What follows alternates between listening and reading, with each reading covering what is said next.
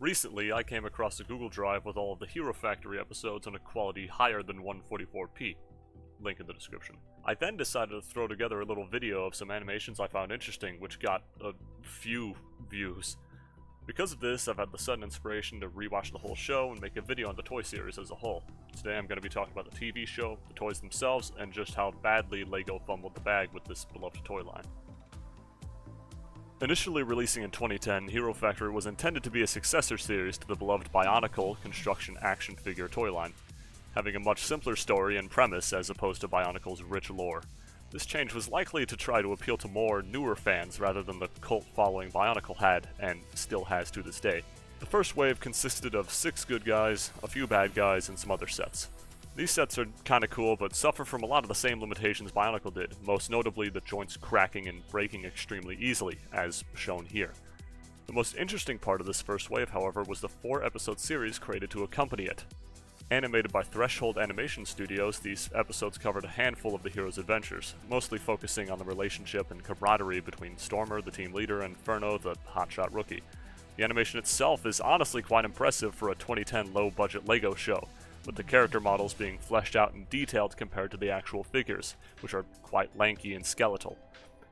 However, the same can't be said for the story, which tries to establish a big world and interesting characters, but barely has an hour and a half to do so.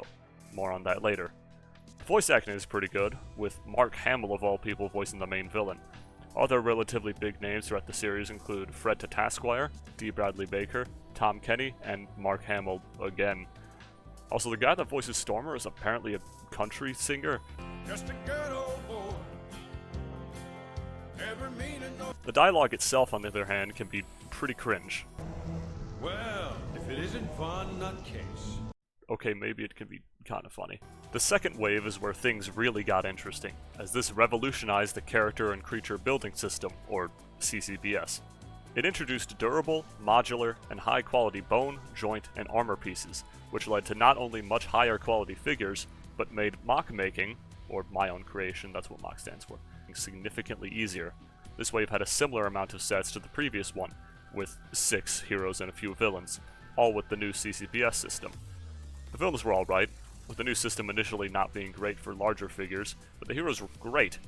They were the same price as the previous wave, with much higher quality pieces and were much easier to make good-looking custom figures out of. To accompany this, Threshold Studios animated a single 22-minute episode. The plot of this was basically the heroes needing an upgrade in order to defeat what were essentially robotic drug addicts, whose motivations are summed up pretty well in a cool monologue. We are corrupted. But it all feels exceptionally rushed due to it just being one episode. The next wave was called Savage Planet, where the heroes have to don what are essentially armored fursuits to fight mind-controlled animals on a jungle planet. The hero sets were fine. They were the same price and quality as the previous wave, but I personally wasn't super invested in the animal theming when I was a kid. I mostly just made kit bashes out of them. The villain sets, on the other hand, were really cool. There were a wide variety of unique creature designs, and the Gargantuan Witch Doctor set, as well as Rocket XL, were favorites of mine when I was younger. They still are. The animation accompanying this wave was a 2-part television movie, with the runtime being about 45 minutes. To be completely honest, I really like the way this is paced out compared to the rest of the series. The runtime fits perfectly with the stakes and scope of the story and character development. You may get there first, but we'll get there strongest. I don't even know what that means. It doesn't try too hard to establish a ton of things at once and solves its problems in a not rushed amount of time. It even works well with the theming of the sets, as it's just one unique mission, one villain, and one set of unique equipment tailored for that mission, and not much else, as it's absent in the following episodes. Following this was Breakout. I have a feeling you might be able to guess what the gimmick was here. I don't know though. It's really subtle. This is easily where the set designs peaked. The heroes look fucking incredible, partially because they went back to the OG mass design. But either way, I don't think they need some intellectual explanation. Just look at these damn things. This honestly felt like a true upgrade rather than just swapping out a few pieces like the previous wave did. Pretty cool, right? Except for next, I was kinda disappointed. The villain designs also look great, with plenty of unique builds and designs that look and play very nicely. The TV show is still a fun watch, being another 45-minute movie with good animation. However, it has the same issues as almost every previous episode. Its scale, if that's the correct way to word it. You see, the heroes are sent individually to capture assigned targets, and the bulk of the movie is spent swapping between them in excruciatingly short 2 to 3 minute segments.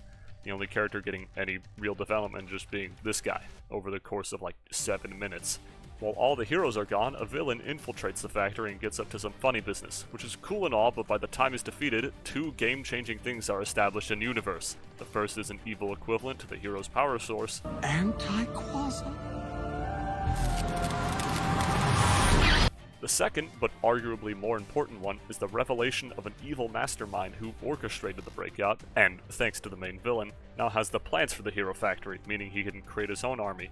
The plans for the entire hero factory.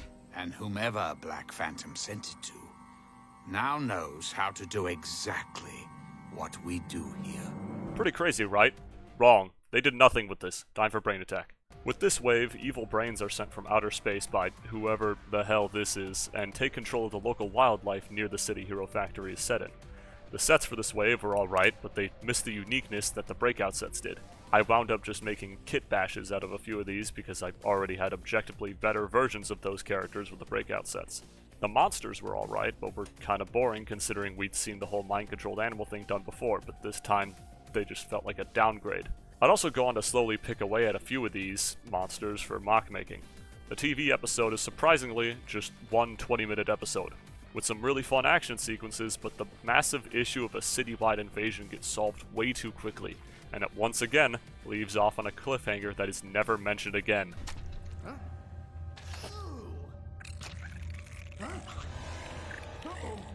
Looks like we're gonna need an exterminator.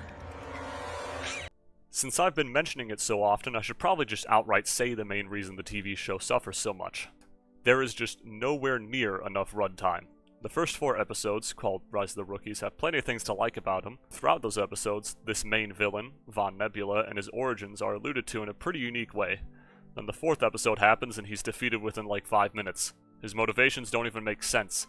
You see, Von Nebula was once a hero who pussied out and went rogue on a mission with Stormer, and now wants revenge on him because reasons, I guess.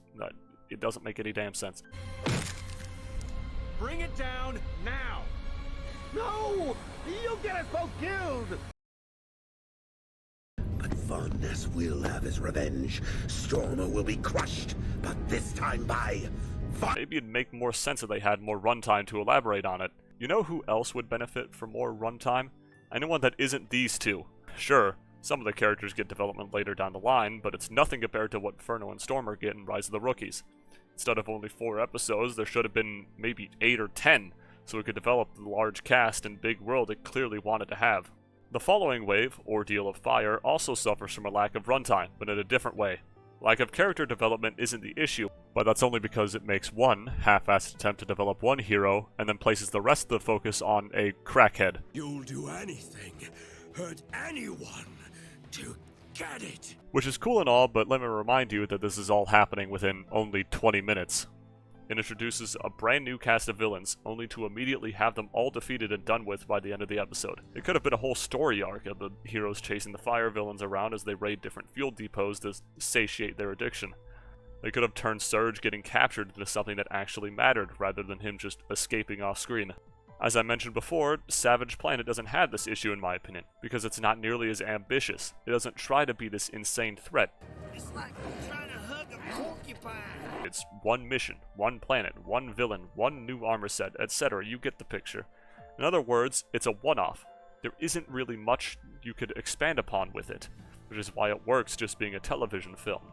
Breakout is also a television film, but once again rushes the hell out of its ambitious story. Ideally, each hero's mission could have been its own episode, showing each character exploring the planet they're on, interacting with locals, hunting their villain, etc. The story arc could have then culminated with Rocka's funny business back at the factory, followed by the defeat of Black Phantom. The cliffhanger at the end could have then directly led to Brain Attack instead of it being very loosely implied, or something else entirely even, like some villain factory or something. Now I should probably mention that there are the books, which do a really good job at expanding Hero Factory's world and characters, but they don't really tie into the show in any meaningful capacity, so it's easy to forget about them entirely. Now the main reason the episode's runtimes were so short was due to budgetary restraints, most likely. which really begins to show in the final episode before Hero Factory's discontinuation. Invasion from Below. You see, with Invasion from Below, they received budget cuts, and their budget was already not the biggest. This resulted in the TV episode being animated by a cheaper studio, and all of the voice actors being replaced with cheaper ones, resulting in the episode looking mid and sounding terrible. Hero Factory build poles in place and activating. Incoming hostiles! Keep firing! They just keep coming. Get clear! There's no time! God, I hate British people. It was even bad from a story perspective too. Barely any of the characters' original traits are kept, nor are there any attempts to develop them.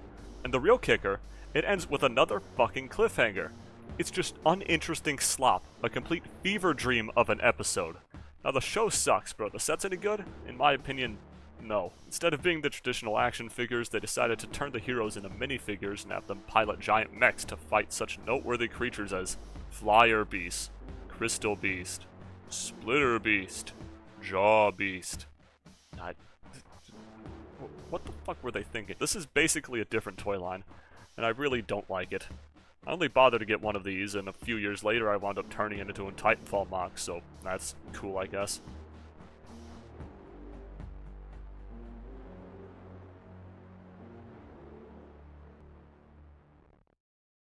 Overall, Hero Factory had a ton of potential, both as a story and a toy line. While the toy line may have tapped into a great deal of this potential, the TV series barely had a chance. It's a shame too, because it's very clear that a lot of thought and planning went into the world and characters, but they were never given a chance to shine, likely due to a lack of time and budget. Had Hero Factory been given the same treatment as, say, Ninjago, perhaps it could have eventually grown to be as beloved as Bionicle, its predecessor. However, as much fun as it is to think about what could have been, it's better to focus on what we got. A great toy line with sets that are still really easy to get decent quality bootlegs of, alongside an entertaining TV show. Also, I really need something better to talk about than a LEGO series that ended 10 fucking years ago. Thanks for watching. I hope you enjoyed. Fuck, I'm not gonna say that. I hope you enjoyed the silly little video essay. I also want to thank all of the new subscribers that have been pouring in with that short video I made. Thanks to them, I now have over 300 subscribers, which is pretty crazy to think about. It's honestly wild that a short video I threw together, mostly for myself, got as many views as it did, especially considering I completely missed some of the mask animations. It's back to Mako Hero City. Daniela Capricorn, Hero Newswire. Are we almost done? Don't you think? Horde of mutated monsters? Normally peaceful and friendly. In any case, keep an eye out for new uploads, and I'll see you later.